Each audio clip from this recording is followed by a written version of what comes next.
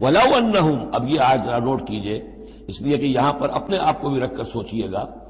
وَلَوْ أَنَّهُمْ أَقَامُوا التَّوْرَاةَ وَالْإِنْجِيلَ وَمَا أُنزِلَ إِلَيْهِمْ مِنْ رَبِّهِمْ لَأَكَلُوا مِنْ فَوْقِهِمْ وَمِنْ تَحْتِ أَرْجُلِهِمْ، اگر انہوں نے قائم کیا ہوتا تورات کو اور انجیل کو اور جو کچھ کے نازل کیا گیا ان کی طرف، ان کے رب کی طرف سے، یہ کھاتے اپنے اوپر سے بھی اور اپنے قدموں کے نیچے سے بھی.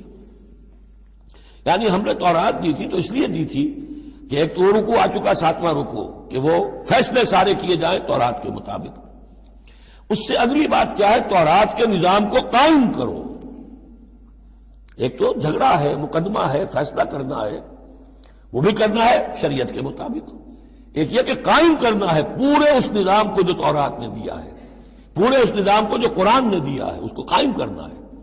اگر انہوں نے قائم کیا ہوتا، وَلَوْ أَنَّهُمْ أَقَامُوا التَّوْرَاةَ وَالْإِنْجِيلَ وَمَا أُنزِلَ إِلَيْهِمْ مِنْ رَبِّهِمْ، اگر انہوں نے قائم کیا ہوتا تورات کو اور انجیل کو اور جو کچھ کے نازل کیا گیا ان کی طرف، ان کے رب کی طرف سے، لَأَكَلُوا مِنْ فَوْقِهِمْ، یعنی اللہ کی نعمتوں کی بارش ہوتی ان کے اوپر سے بھی، اور اللہ تعالیٰ کی نعمتوں کے دھارے پھوٹتے ان کے قدموں کے نیچے سے بھی، چشمے پھوٹتے.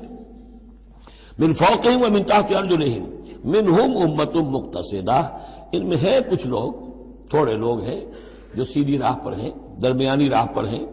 وَكَثِيرٌ مِّنْهُمْ سَاءَ مَا يَعْمَلُونَ، لیکن یہ کہ اکثر جو ہیں ان میں سے وہ لوگ ہیں کہ جو بہت ہی بری حرکتیں کر رہے ہیں، غلط عمل ہے اور ان کا رویہ نہایت غلط ہے.